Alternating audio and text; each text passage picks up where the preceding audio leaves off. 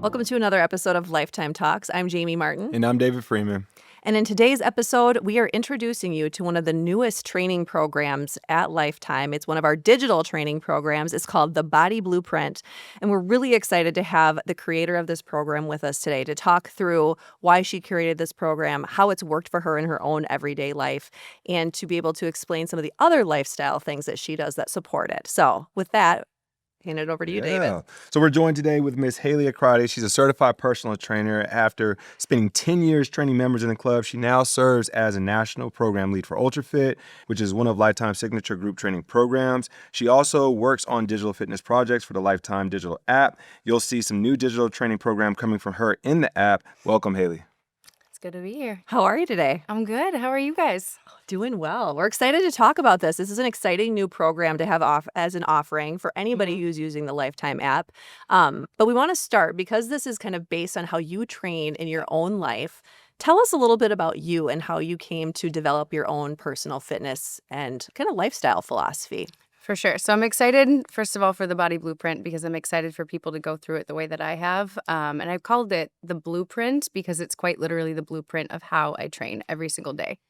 So as far as how I got here, I feel like it only makes sense for me to take you back to about 2010. That's when I graduated high school. That's really when I discovered strength training as a whole.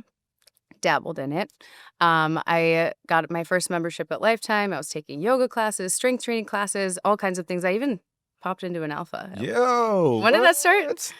2009, 10. So Okay, so it was like probably in its Early infancy. days. At St. Louis Park. And I started to really understand how I could manipulate my body with certain different training techniques. And I started getting really serious in that in about 2015, 16. I decided I was going to hire a coach. I was going to go into the bodybuilding world and I was going to be in that sport. And then things took a little bit of a left turn when I went to Mexico, my best friend's wedding. I ended up getting very, very sick. I later on realized that I got salmonella from the lettuce. Don't eat lettuce in Mexico. Don't have the water. We're always told that. And it started as just an illness. Like I didn't drink, but I woke up feeling like I was very sick, very hungover. I wasn't. And then I needed to figure out, how am I going to get home? How am I going to get back to the U.S. and figure out what's going on? Did that. Found out it was salmonella. Took a Z-Pack. Thought I was getting better. And then I started to have pain in my right leg. And I was like, well, I know it's not an injury. I haven't worked out. I've been sick. I've been laying on the bathroom floor for 10 days. Went to the doctor. They were like, yeah, I think you just pulled your quad. Clearly you can't move it. I'm like, okay, well, I don't think that that's what's happened. But I went home. Things started to get really out of control. The pain started to get worse and worse. And then this was 2016. So I don't know if you remember, but we used to wear black slacks to work, like the stretchy, like bell bottom to the office all the time. I knew it was bad when I couldn't get those over my knee anymore. So it had started to like swell up to the size of this. And the pain was painful, but it hadn't really set into its full intensity at the time. A couple days later, it felt like there was little knives like floating in my leg. Anytime I would breathe or move, like there was so much pain. I checked myself into the ER. They did a bunch of tests. They told me that I was literally perfectly fine and that I needed to go home. I went home. I ended up getting stuck in my closet because I couldn't move off the floor. I ended up checking myself into the ER again, getting admitted into the hospital. They thought it was a blood clot. They couldn't figure it out. I was there for 3 days. I saw like 6 different doctors. They were like, you're good, go home. I was like, all right. I'm on oxycodone every single day, all day. I'm on crutches. I can't walk. 6 months went by before we had any answers. So I was on crutches. I couldn't walk for 6 months, completely atrophied all the muscle that I had built, which is very scary. And so I started seeing, I went to Mayo. They were like, guess what? They had all the answers the last time you were in the hospital. Nobody just looked at the results of your tests. Mm-hmm. So it ended up being an autoimmune condition that's caused by a gene called HLA-B27. That means nothing to anyone. But that is for reactive arthritis. So this type of arthritis reacts based off of 3 different infections, one of them being salmonella. I had no idea I had this autoimmune condition. So I saw a rheumatologist. They basically told me, you need to be on all of these cancer medications that were going to cause a multitude of other problems. And I was like, that's not going to happen. So I went the holistic route. I found a holistic doctor who I still see to this day. She's amazing. But within 2 weeks, I was walking again. So we decided we went the route of just getting rid of inflammation. What's causing your body to be so upset right now? Take away the foods that are causing you issues, take some supplements, a little deeper than that. But within 2 weeks, I was back on the training floor again.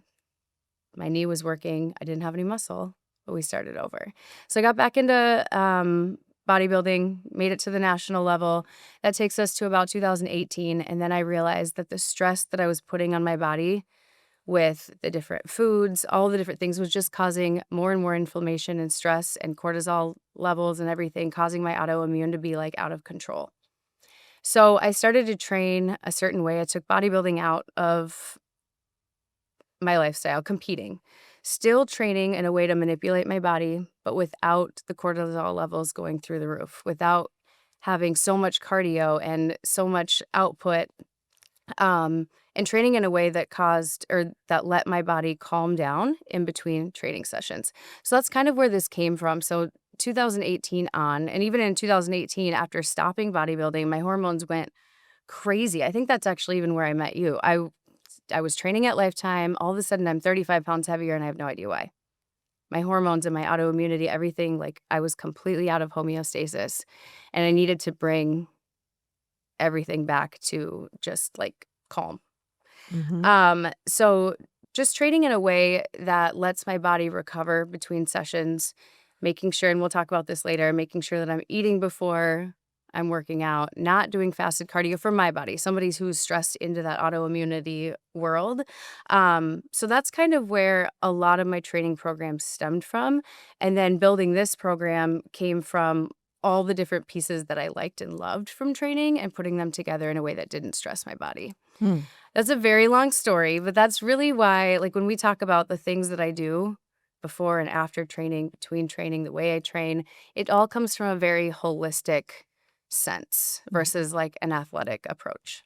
Yeah, I mean, when you break down, obviously the experience that you went through to now create what is now the body blueprint, that's great to give us that foundation. For those listeners and viewers that are seeing this and hearing this, what exactly would come of the body blueprint as far as if they're trying to achieve certain goals? Like what objectives and things come from this actual program? So the goal behind the body blueprint is to build strength, also build muscle while being able to burn fat. Walk us through what a week of exercise and looks like for you. What does that look like? How many days a week? How long are people working out for? Give us some examples of those workouts. So right now, to be completely honest, it's literally the body blueprint. So we'll dive deeper into that later. Yep. But as far as what my week looks like, I have 2 upper body days. I have 2 lower body days. I have 1 athletic full body training day, whether that comes from the program or UltraFit. I love UltraFit as a piece of this program too, as an option to be able to do sprint workouts, something that taps into your hormones a little bit, but also is not muscle wasting cardio. So I love to add that, but right now it's 2 upper body, 2 lower body, and then a full body day. And you're leaving yourself space for a couple days of recovery in there, which I think is really key to note. Yeah. So I train on, if we want to get really specific, I train on Mondays, Wednesdays. Actually, I'm going to back that up because I take Tuesdays and Fridays off. So the other days I'm training. For 5 days a week. 5 days a week. 5 days a week, yeah. And then if I ever feel like I'm just totally taxed, like I said, that full body training day is completely optional. So that's a day where I'm like, you know what? I think just with life this week, my cortisol levels are here and I need to be here. And that's where you just take that day off. So I'm sorry. Yeah. All I was going to say is even though you might have it slated out on certain days, let's say those 2 days that you said are off, the people who are following the program, they can now mix and match their days just in case those days don't work, or as long as they're still getting their 2 upper, 2 lower, and then the 1 total. Yeah. So I have in the body blueprint, we have actually 5 strength training days and then a 6th full body day. Okay. So there is a shoulders and core day. There is a quad-based lower body day. There is a glute and hamstring-focused lower body day. And then we've got back and bis, chest and tris. This is where it gets to where you can kind of like make it your own. So if I am hitting ultra fit or I'm hitting that full body day, sometimes I'm getting personally for me, I'm getting enough chest. Where sometimes that chest and tricep day doesn't happen for me. Chest is very important when you think about like counteracting your back, as you know, right? But as long as that's being hit at some point in the week, that's another day that as a female, I don't always do. So I make sure that I get 5 days a weekend, and then I'm usually missing one of those other days. So in the app for the blueprint, it's 7. So they have options throughout the whole week, or what's the 6 breakdown? days. So 6 days, and then the other days are recovery. Yep. And then you have cardio blend in there too, or So that's going to be in the full body day. So I don't actually do cardio in my program. Not because it's not useful. It's absolutely a tool. There are so many different ways that you can incorporate cardio into a lot of different programs. I am not somebody who can do fasted cardio because when we talk about autoimmunity, we talk about inflammation, things like that, like spiking the cortisol, especially early in the morning, is really hard for somebody like that. But I think cardio is still a tool. It's still important. So actually today, I am on week 5 of the Body Blueprint right now, by the way, and it was quad day. And so I am able to incorporate cardio within the program, within the lift. So on week 5, and we'll talk about this, the primary movement of the day is front squats. I'm doing 6 reps. I'm doing it 5 times through. I'm going heavy. We've got lots of breaks. But then what comes right after that is a triple set of 10, 20, 30s. So I'm doing 10 leg presses, 20 leg extensions, and then 30 walking lunges with dumbbells. I think I was at like 156 beats per minute at that point. So still getting the cardio, then bringing it back down with just a regular superset. And then at the end, doing speed squats 10 times 6 with only 10 seconds rest. So I'm still doing cardio within the program. Not every single week is as intense as that, but absolutely incorporating it in that way. Got you. Okay. Well, and people may not expect that to be it, but I was just thinking, I was just doing walking lunges the other day with holding dumbbells. They're and actually it's the worst. And you're like, oh my gosh, are these over yet? I want these to be done, especially if you go at a decently heavy weight and you're going, however, whether it's for seconds or for reps, whatever it looks like. I was doing this with my 14-year-old daughter who now wants to work out with me, which is really fun. Yeah. She's like, these are terrible. My legs hurt. They are terrible. It was like she wasn't actually, expecting it. When I did this workout today, I remembered I was like, because I took my corporate team through this entire program, and I remember Jesse being like, I'm not doing that many lunges. And I was like, you need to get your cardio in today. Let's go. And that one will beat you up a little bit. Yeah. And not in a horrible way. We try, like I've just been talking about, I'm not trying to beat myself up in these workouts, but the cardio and the intensity every now and then is really important for the body too. Absolutely. Talk a little bit about the recovery efforts that you do and how you want to encourage people when they're doing your program to make sure recovery is very intentional. Yep. So I am not working out on Tuesdays and Fridays. So I absolutely have off days where I am not working out at all.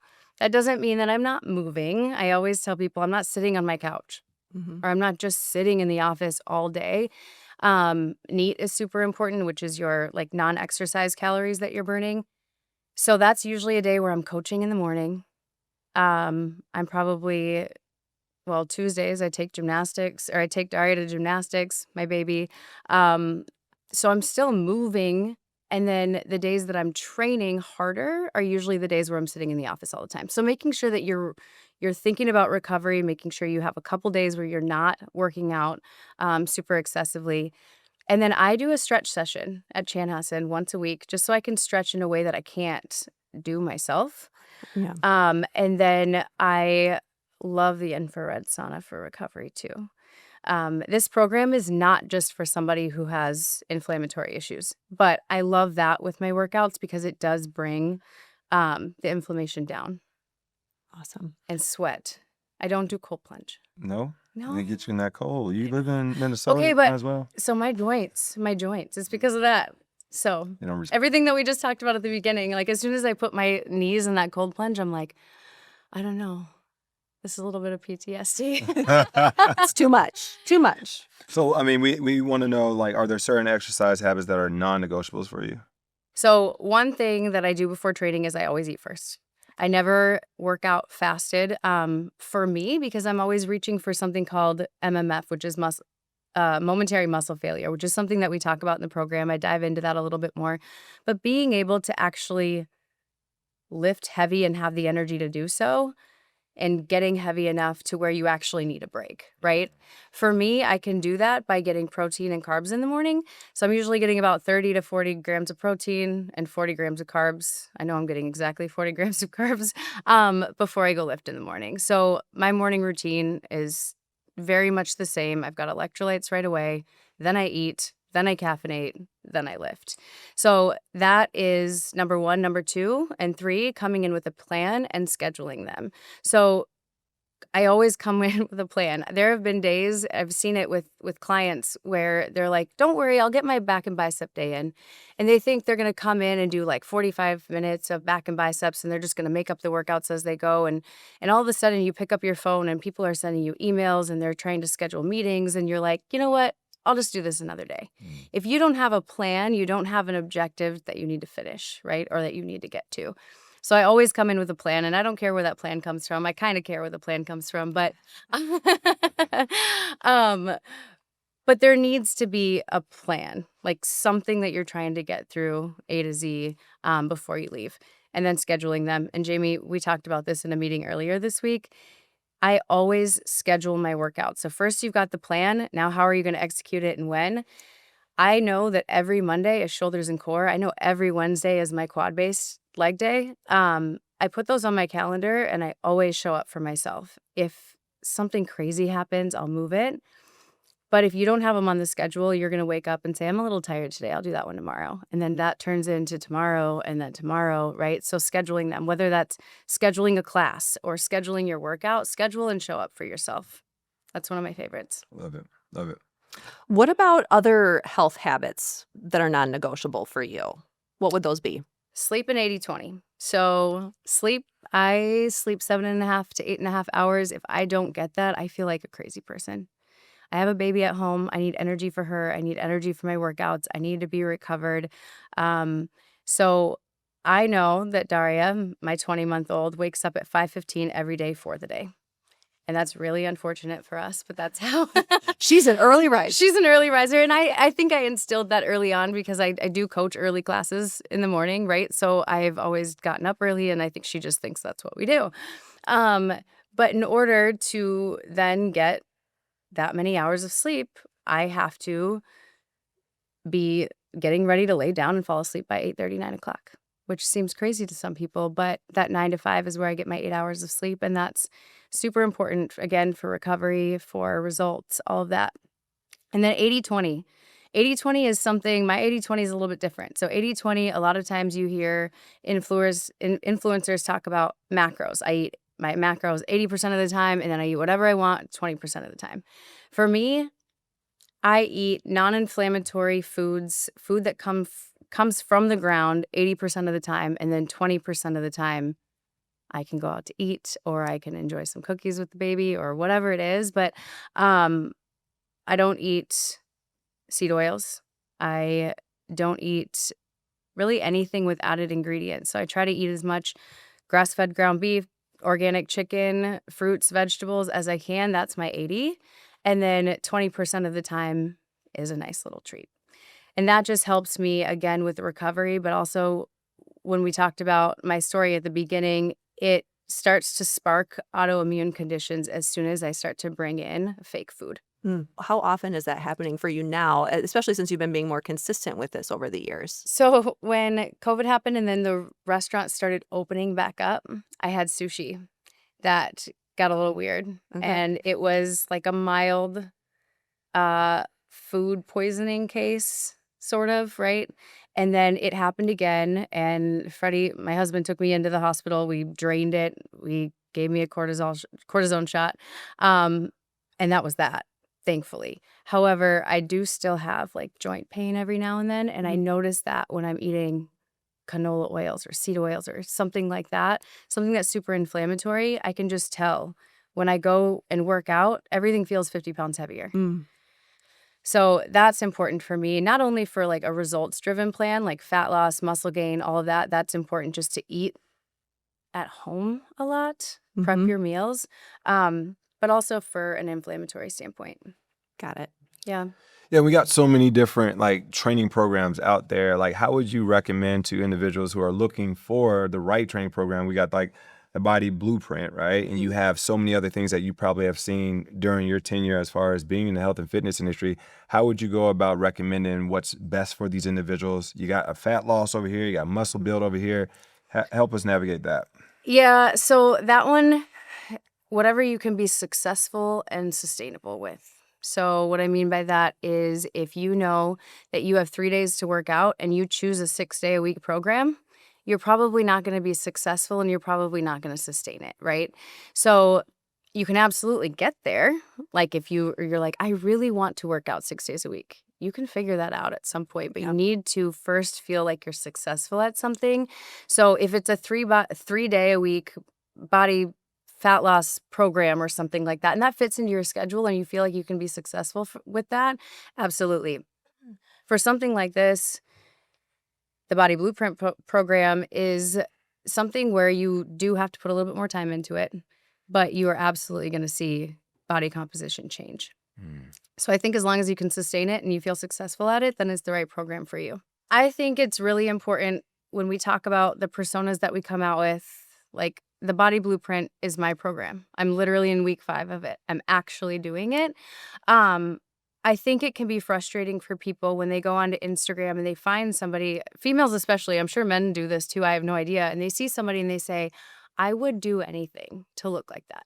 Like anything. I want to know how she does what she does. I want to train like her, and I want to look like that. And then they go to their link in their bio and they buy a 3-day booty building program, right? That has been created to put money in their pocket, to put food on their table, and it's not actually something that they do. So I think it's really important to call out that the Body Blueprint and all of the programs that we're coming out with under specific people, that this is actually how we live our lifestyles. This is actually how I train. I don't sell you programs that are going to be, fat loss in 3 weeks or, build your shelf booty for this or whatever it is. Like this is quite literally how I train to live my actual life. And I think that is very important. Yeah.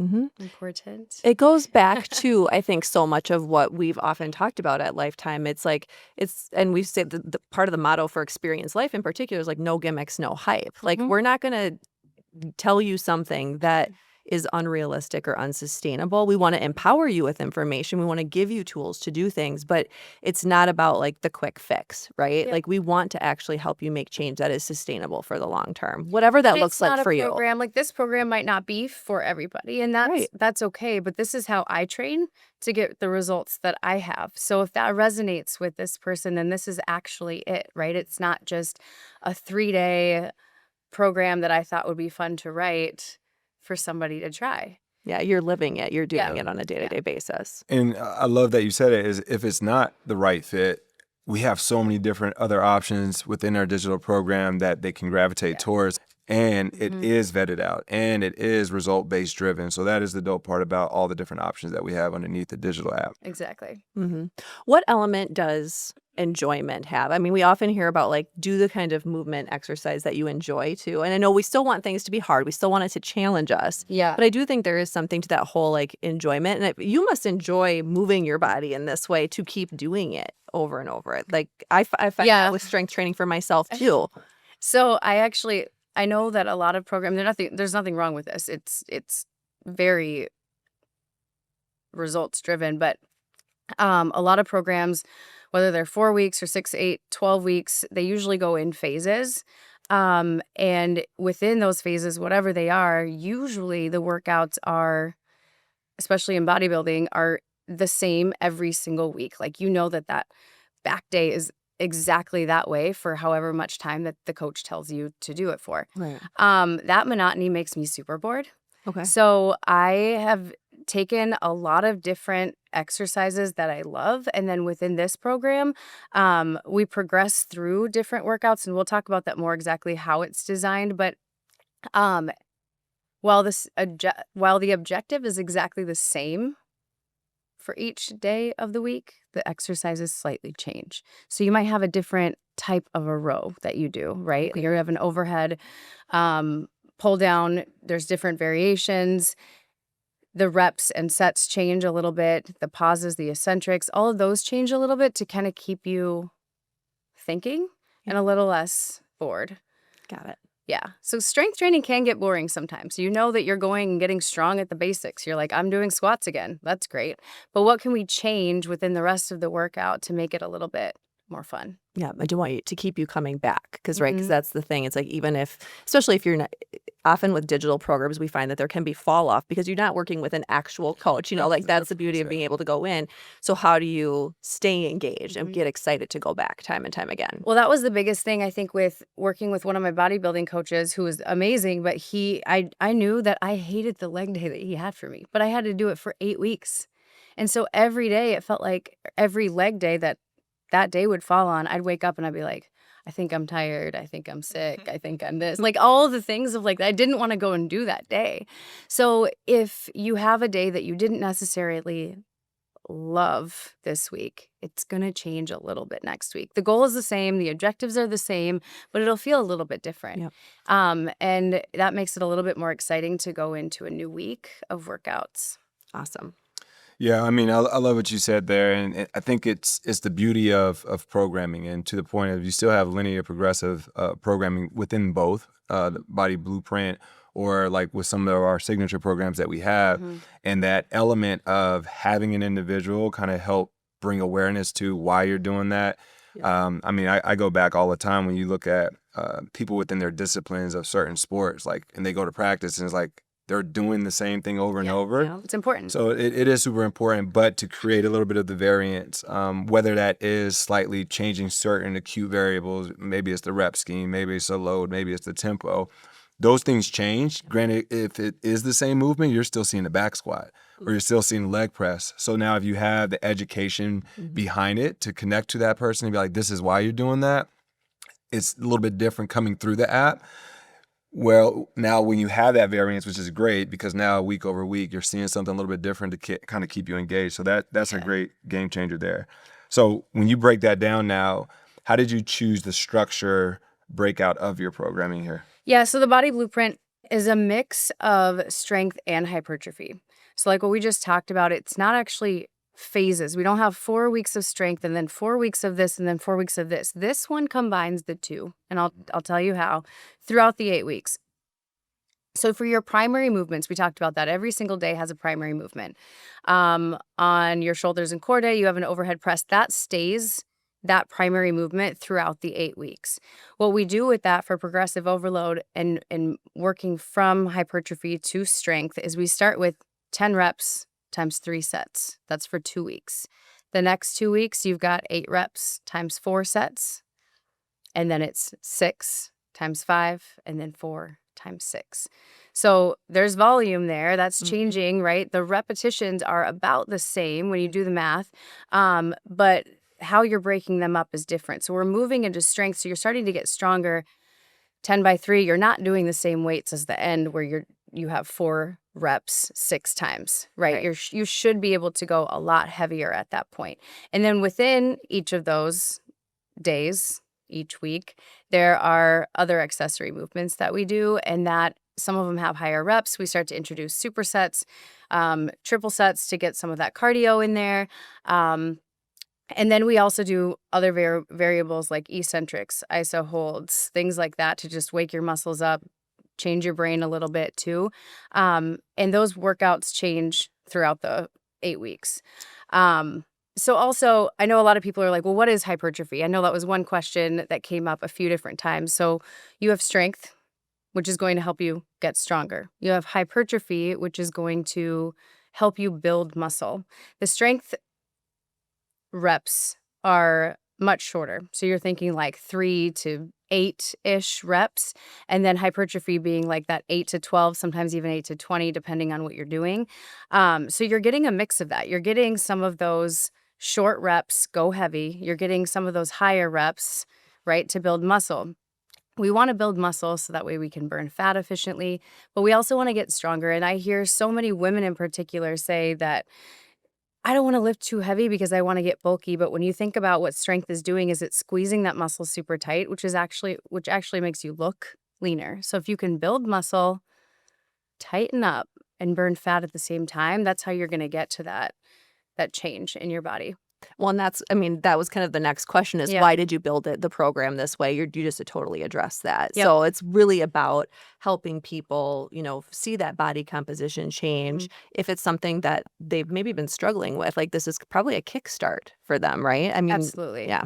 Yeah, and it's not a fat loss program. Oh, I won't say that. It's not a weight loss program because I notice even in myself, after 8 weeks, my weight might come down a little bit, but it's really my muscle coming up and my body fat coming down, right? So Right. I look completely different. I feel different in my body. And I love this program too because as soon as you're done with week 8, you can come back to week 1. Mm. Because like we talked about, the workouts aren't the same every week. So it's not like you're starting back at week 1 and you feel like you're doing the same workouts for 8 weeks. You're starting back at that 10 reps times 3 and hopefully being a lot stronger because you just finished lifting 4 reps times Right. 6.